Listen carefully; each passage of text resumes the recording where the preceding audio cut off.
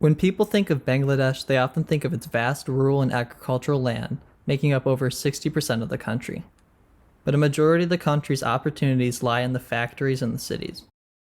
The largest industry in Bangladesh is the garment industry. It makes up over 40% of Bangladesh's workforce, and its standards and salaries dictate the quality of life for many Bangladesh workers who often don't have many other options for employment.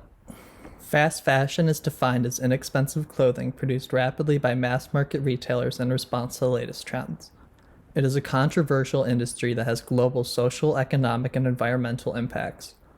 This video will use both the social and economic perspectives to investigate the extent that fast fashion and our consumption of its impact economically on Bangladesh, as well as the changes it has brought into the cultural flows.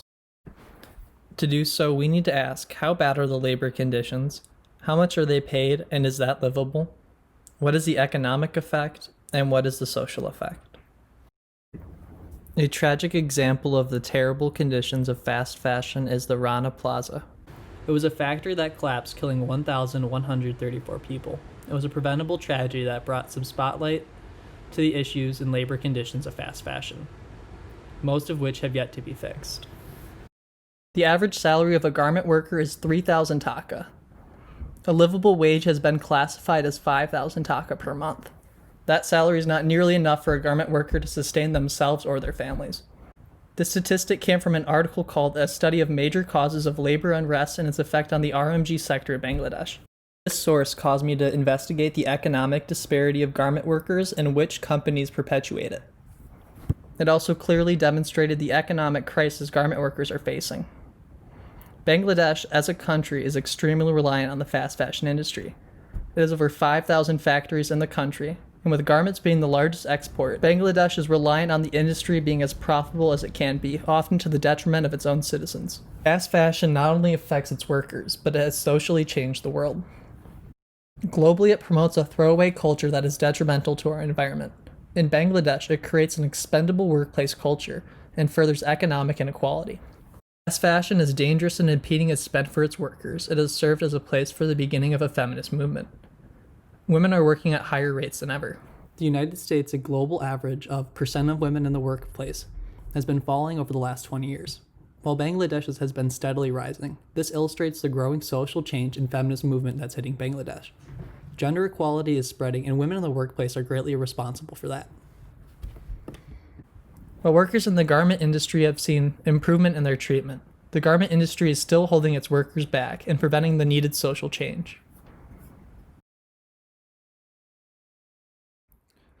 To figure out why we contribute to the garment industry of Bangladesh and don't demand change despite its cruelty to its workers, its labor conditions, and its unfair wages, I interviewed two students.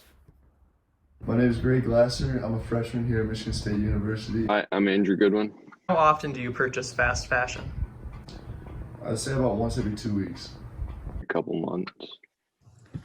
What brands do you typically consume? Supreme and Palace. Have Champion, Nike, Adidas, Under Armour. Where do you think fast fashion is produced? I mean, I think a lot of it is made in China or overseas and then shipped to the U.S. and marked up and sold at a huge markup. China. And what do you think the conditions of fast fashion workers are? I'm sure they're pretty terrible, sweatshop type stuff. Not very good. Do we have a social responsibility to be conscious consumers? I think it depends on your point of view. I think we should have I think we should, yeah, on some level. I don't think we should be able to control what other countries are doing because we don't want to interfere with their country like that. But I think if we're selling the product in our state, in our states, we should have at least some standards. No. Does knowing about the low wages and terrible labor conditions of fast fashion workers make you reconsider purchasing fast fashion in the future?